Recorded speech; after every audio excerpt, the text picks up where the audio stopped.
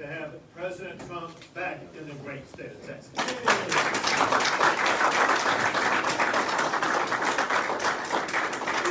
He's a great friend to Texas. He's a great friend of mine. When I was governor, he was president. Anytime I called upon the president, he was there to step up and help our fellow Texans.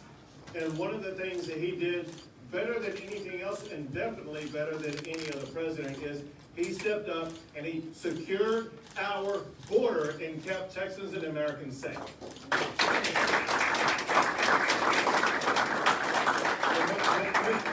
Things have changed so quickly and so dramatically under the Biden administration. It has been amazing and disastrous.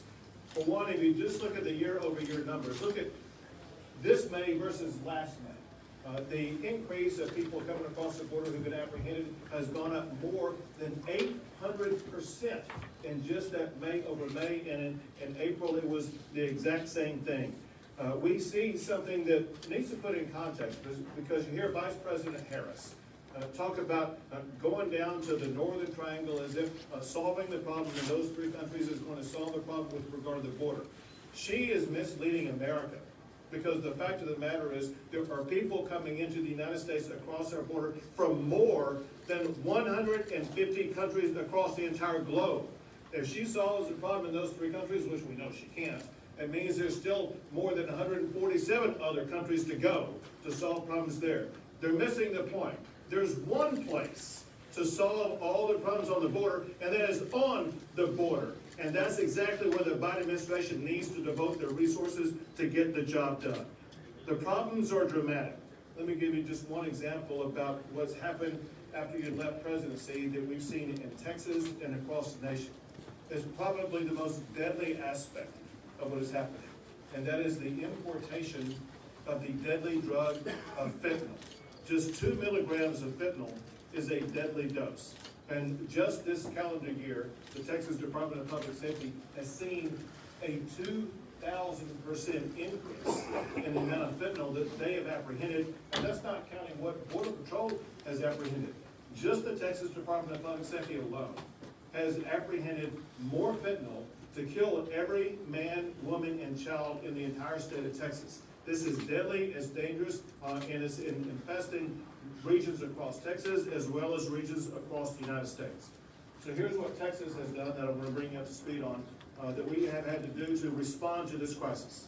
We launched Operation Lone Star, where we deployed 1,000 Texas Department of Public Safety officers as well as Texas National Guard, and they have already arrested almost 1,800 people for criminal violations, in addition to about 40,000 apprehensions of people who've come across the border illegally, and they have busted 41 stash houses. In addition to that, things got so bad that county judges, the lead officials in the border region counties, for the first time ever, they asked me to declare disaster. You remember I declared disaster for Hurricane Harvey and some other things like that? This is the first time ever I'm aware of that a governor had to make a disaster declaration for the border situation, and yet that's exactly what we did. And then the state of Texas, with the help of Lieutenant Governor Patrick, we passed in our state budget that I just signed more than $1 billion of funding for Texas to have to step up and secure our border. And then after that, they added an additional $250 million for Texas to begin building our own border wall to keep Texas safe. And then on top of that, we have a new program because we are seeing people coming across the border who have committed crimes before. And we want to arrest these people, and we through the Texas Department of Public Safety, are working collaboratively with sheriffs to make sure we have an arrest program. We're not going to be involved in catch and release. If you're coming in the state of Texas, we will have Texas law enforcement arresting you and putting you behind bars. This isn't going to be the red carpet treatment that the Biden administration has rolled out. This is going to be time in jail that our law enforcement officials will help achieve.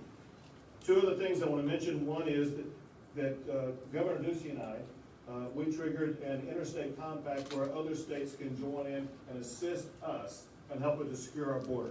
And I know I don't have all the states, but I do want to mention the ones that I do have that are stepping up to help out by sending resources. It could be law enforcement enforcement officials, or it could be National Guard. We have Florida, Nebraska, South Dakota, Iowa, Ohio, Arkansas, Georgia, and more.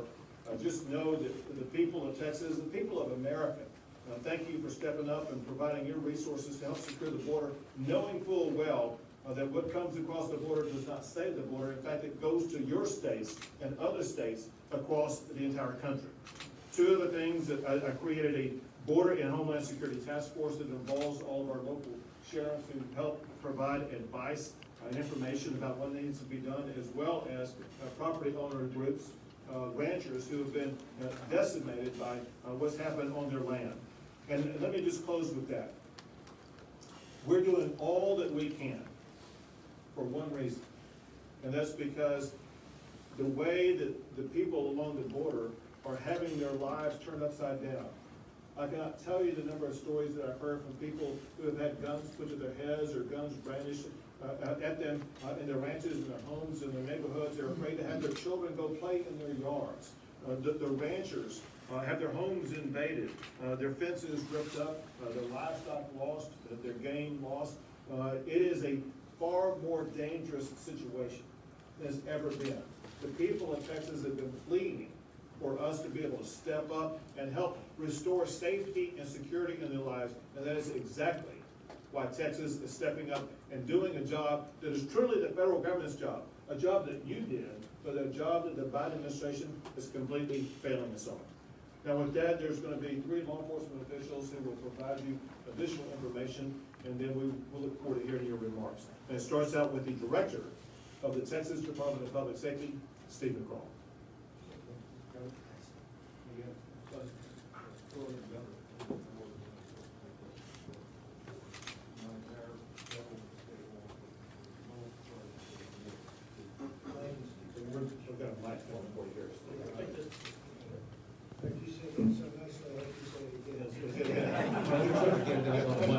There's no question that you have, but I know in here that dedicate yourself to law enforcement, recognize that. And also you've always backed the law enforcement community, and we appreciate that. So God bless you. Thank you. I can say this, not just because he's my writing official, but because it's true. And Governor Abbott has done more than any other governor to protect his people, protect the border, and to enforce the rule of law than any other governor in the nation. And I can also say, maybe much to chagrin to our congressional colleagues that are here today, the Texas State Legislature has done more to support the brave men and women of the U.S. Border Patrol than the U.S. Congress has. I think they might agree with that, you on that. But with that, Mr. President, we can begin. First slide, please. I was visiting with Sheriff Martinez, and we both agree that, and there's no question about it, that as a result of the U.S. government not securing our border with Mexico, it has transformed Mexican drug trafficking organizations that were relatively benign, focused on marijuana in the 80s, to the most dangerous, ruthless, vicious, and depraved criminal organizations in the world that are on the front door. Texas has 1,254 miles of the border with Mexico, and there are 63,000 square miles in the area that the cartels operate their smuggling operations, from Cameron County to El Paso County, and we're mindful of that.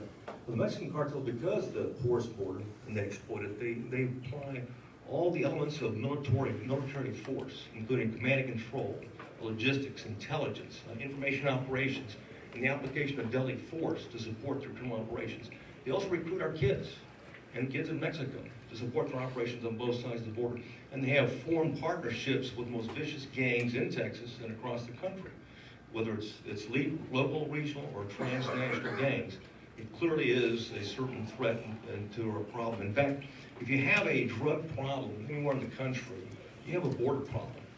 If it's cocaine, methamphetamine, fentanyl, and heroin, the Mexican cartels own it, plain and simple. And they work with the gangs in those communities, and they're responsible for a level of violence in those communities as well as a result of that. This all goes back to the border. At this slide here, you'll see that there's 6 of the 8 cartels that operate in Texas. And there's also 16 gangs that support the criminal operations in that area of operation. The next slide. The governor talked about consequences. Illegal migrant apprehensions during the period of time. This is just January. You can compare it between the same time last year. Those are the numbers right there. And that's the difference between January of this year and January of 2020. You can see a 527% increase, from the same time period. And that makes a difference, because what happened is immediately, Border Patrol was overwhelmed, because many of these were unaccompanied children and family units, and as you know, that they cannot, process them quick enough. So they're overwhelmed, it leaves a gap. And what does that gap do? It leaves an opportunity for cartels to smuggle the drugs that we talked about, transnational gangs, and also criminals from around the world that exploit that. And we're mindful that we had in May of last year, the governor talked about the differences. We had an 800% increase from May of 21 to May of 20. We also had a 500% increase in the number of special interest aliens that were apprehended in the border in May of this year. And that's a concern, because we recognize, as people recognize, that criminals around the world recognize that there's an opportunity now to exploit the border and come in, to use those avenues to be able to come in undetected. And that's a concern that we have here, certainly in Texas. Next slide, please. The governor talked about fentanyl, over 2,000% increase. That's what the Department of Public Safety saw. He talked about the number of deaths that it caused. The next slide. Our federal agencies. This is from EPIC. This means the federal FBI, ICE, HSI, Border Patrol. The numbers there are staggering. And the amount of people that get killed, over 130 million, I know the governor was talking about it, and it's amazing in terms of what's crossing our border at this particular point in time. Next. I'm going to conclude right now, Governor, with, Mr. President, with one remark, is that in March 4th, when Border Patrol was being overwhelmed, Governor Abbott made it clear, he directed the Department of Public Safety, working with the Texas National Guard and our local law enforcement partners, and certainly with Border Patrol, all 5 Border Patrol sector chiefs, to ensure that we're conducting, enhanced surge operations on the river, in the brush, on the ground, in the air, and we support the Border Patrol in a way that we can enhance the operations or the control of those particular areas. We've been doing that since that time. The governor talked about the statistics and what's more important in terms of what we protected in that area. We've deployed over 1,200 officers. The state legislature authorized another 100 troopers will be deployed or provided in the border region. And we graduated an academy here in the next month that they will be deployed to the border as well, because the governor's made it very clear that you cannot have homeland security, you can't have public safety unless you have border security. And I can tell you, building a wall and building a fence, anything you can do to prevent the cartels from coming immediately off the river and into the United States is value added to law enforcement, and is clear and must be a major part of any type of strategy. So with that, I'll turn it over to the sheriff to speak. Sure. So thank you, Director. So to explain further about how this is not just a border-related issue, how the issue and challenges come inland. We have with us today the sheriff from Tarrant County, Texas, which is where Fort Worth is located, Sheriff Weber.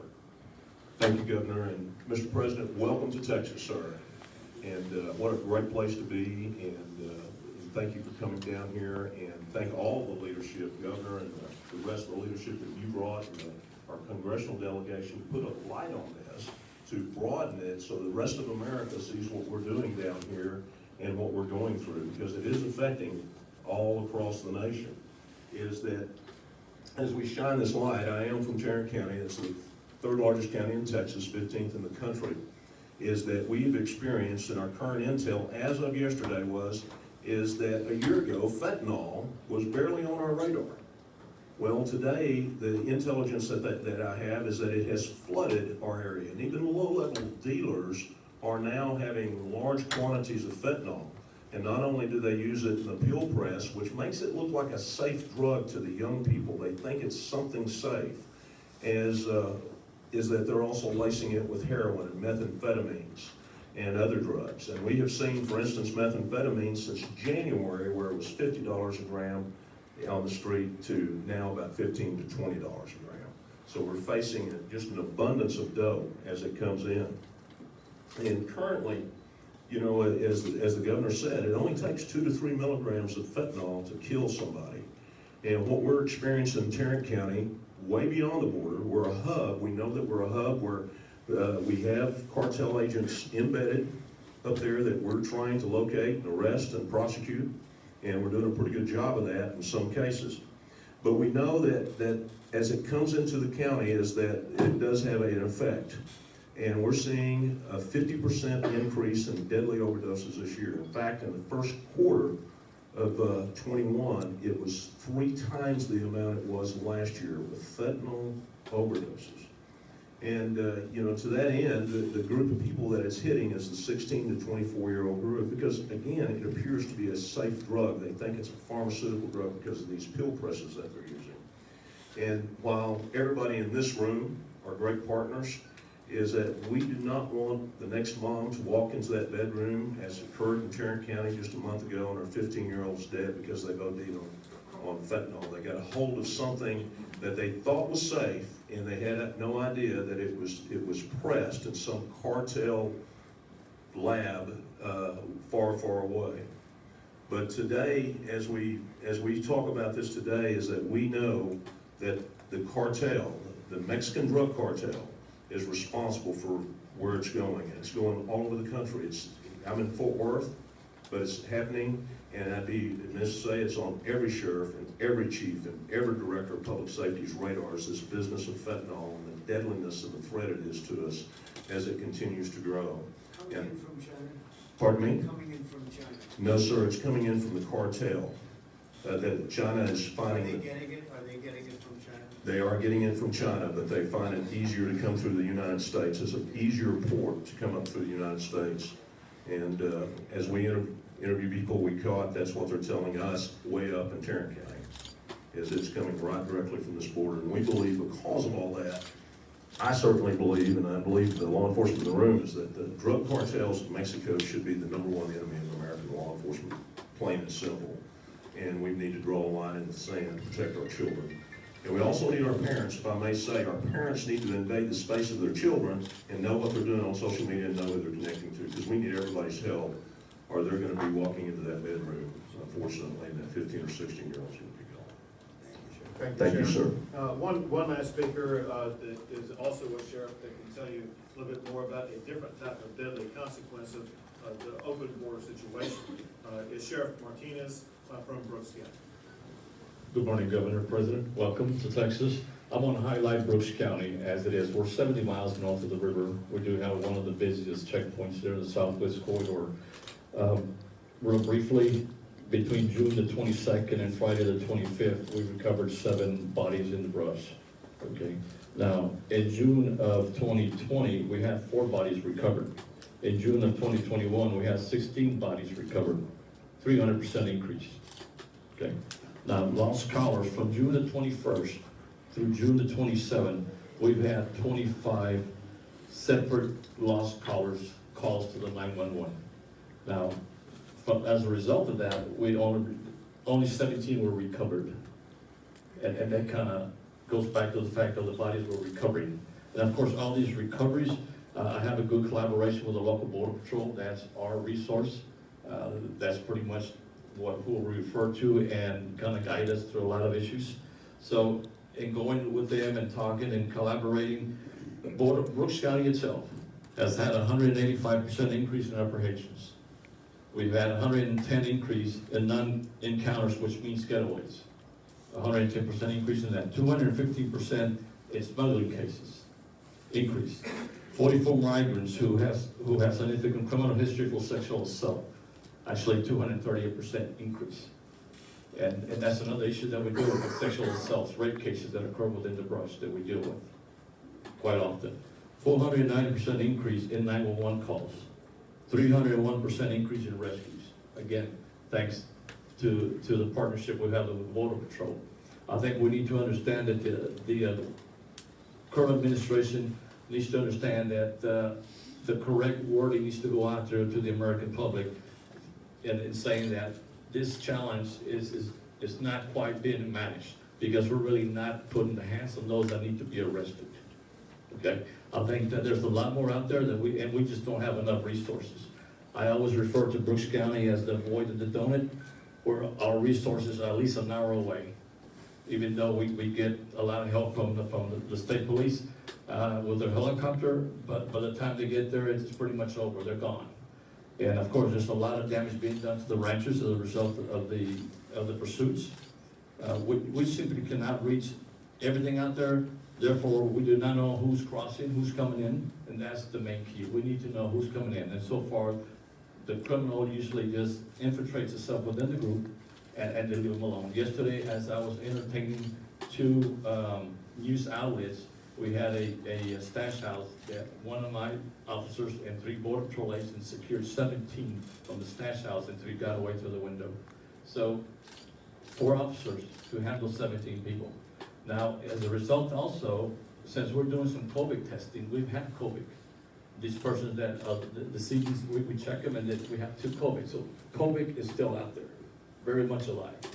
Okay, so all these getaways, all these other people that are coming in, not being tested, or we don't know which direction to go in, going into the states, it's gonna harm the United States.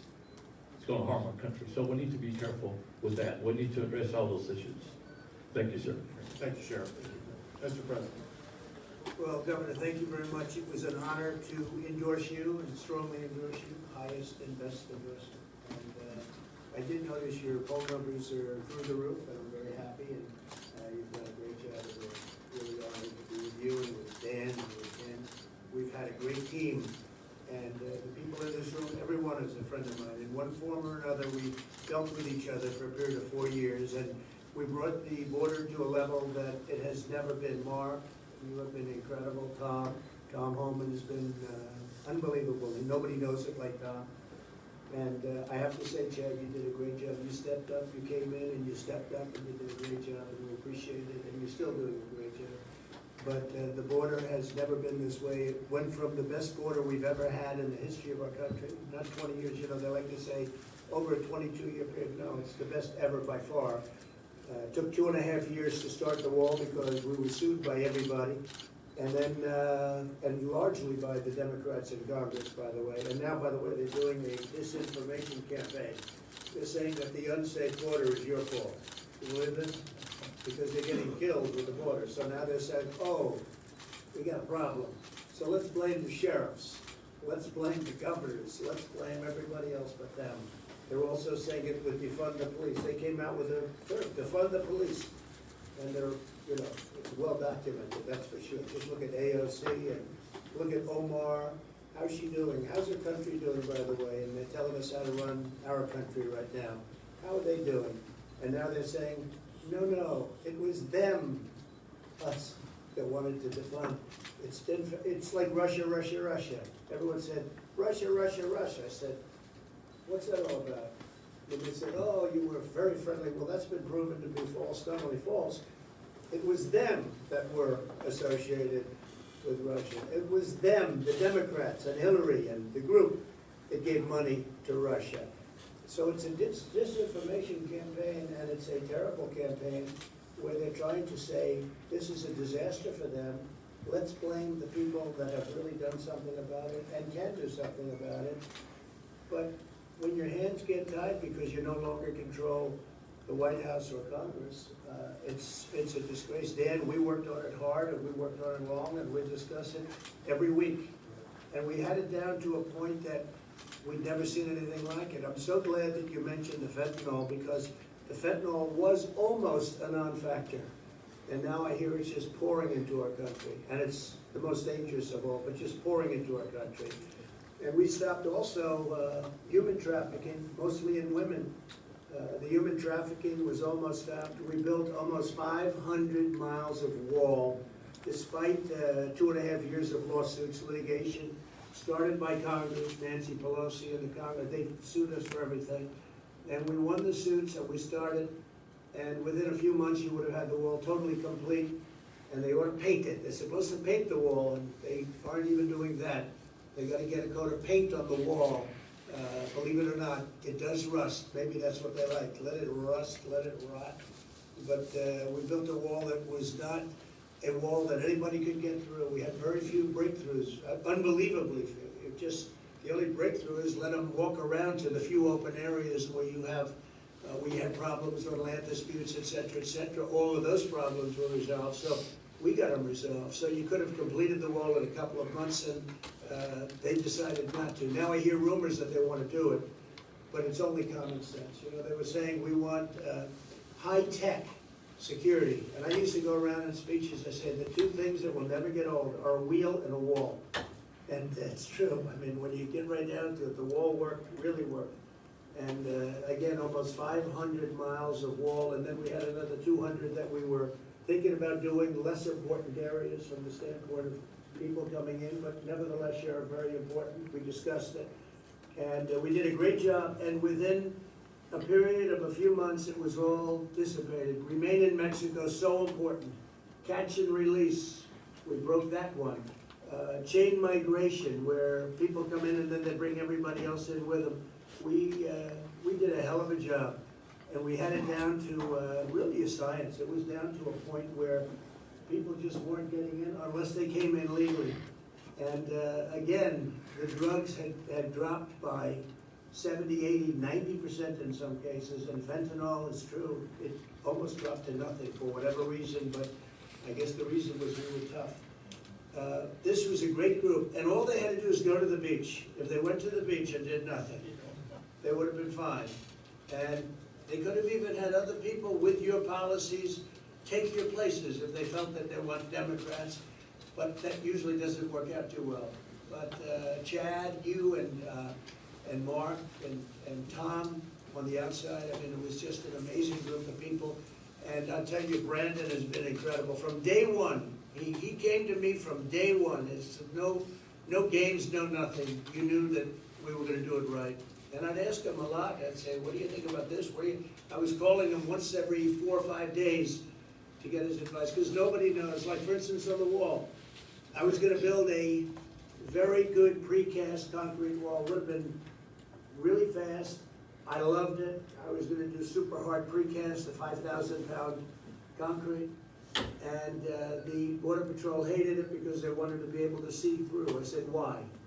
And after we go through, then we put the panels on top.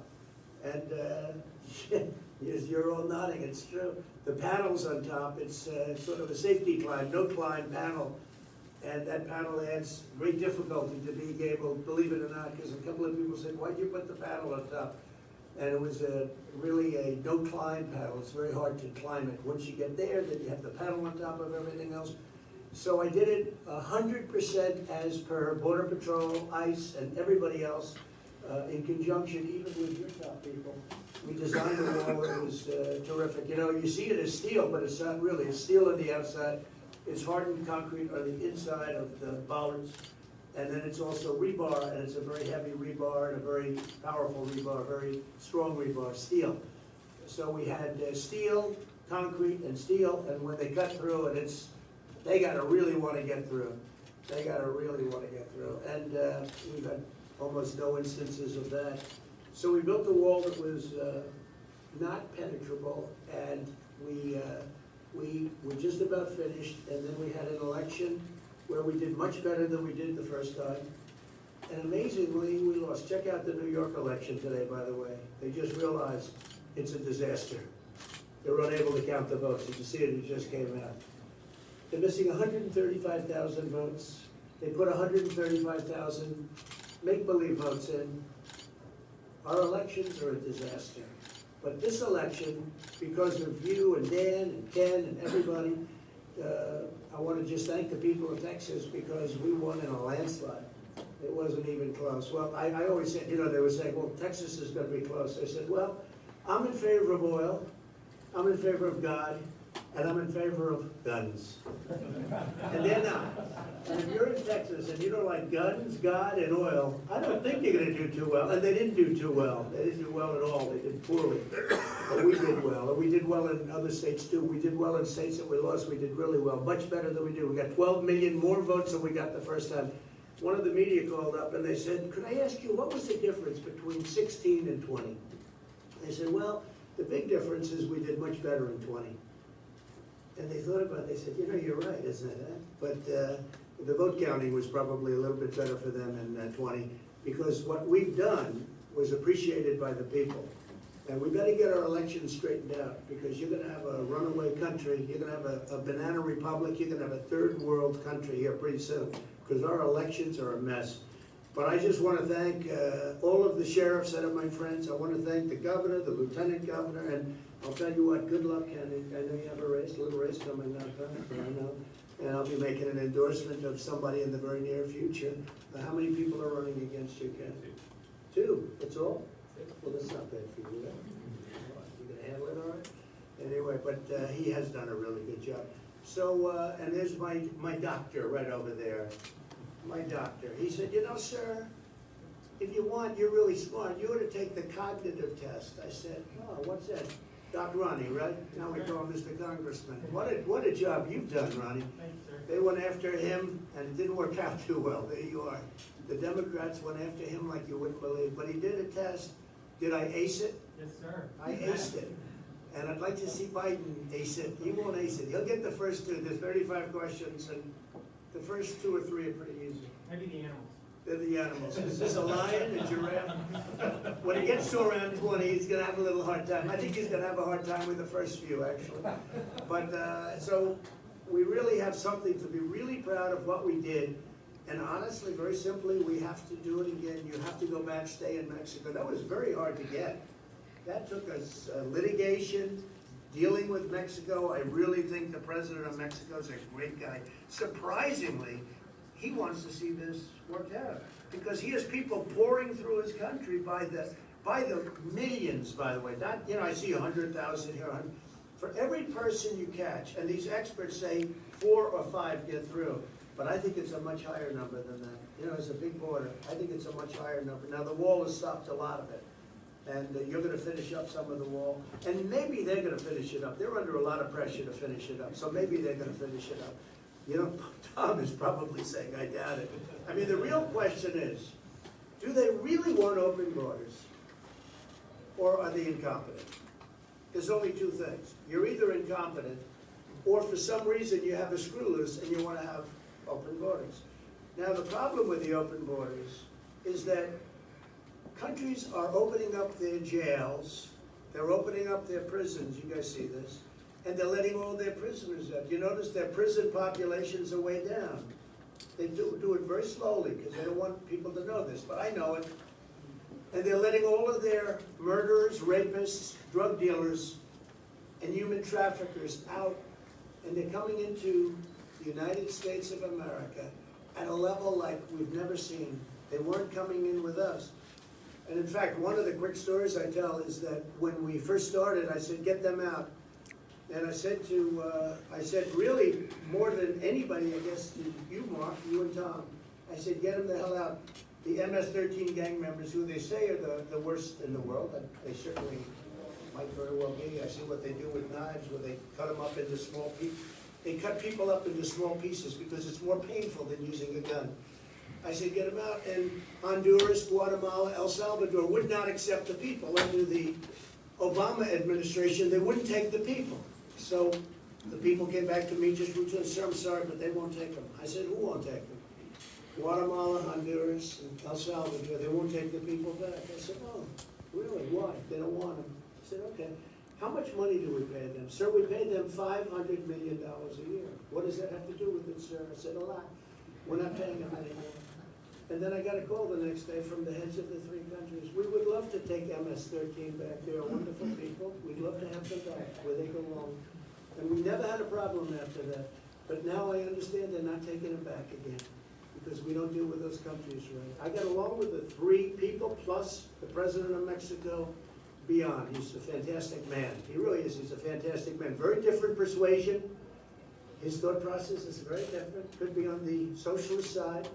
But I'll tell you what, we worked along really well together. He's a terrific man and a terrific person, and he loves Mexico, I will tell you that.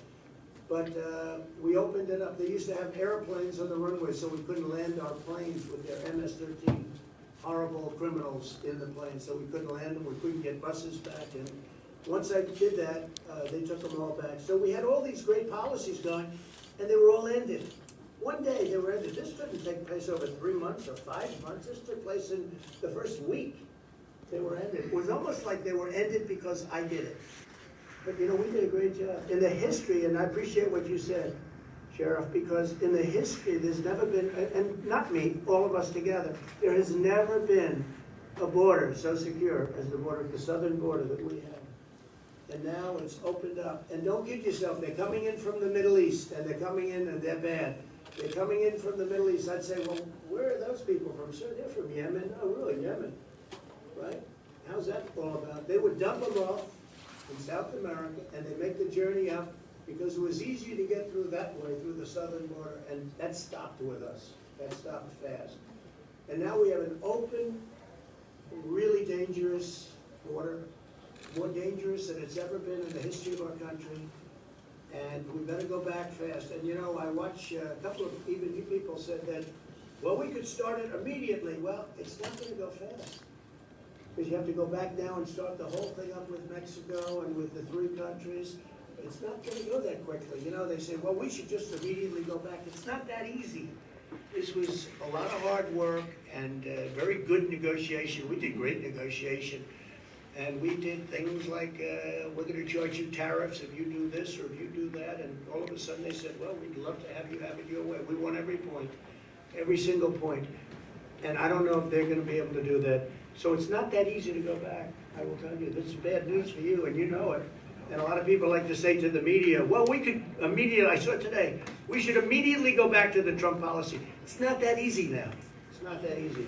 But we have a sick country in many ways. It's sick in elections and it's sick in the border. And if you don't have good elections, and if you don't have a strong border, you don't have a country. So with that, we're going over to the border right now. But we're going to the real part of the border where there's real problems, not a part where you look around and you don't see anybody. We're going to admire the wall and how it works, because wherever we have the wall, that's what made the big difference. It made a tremendous difference.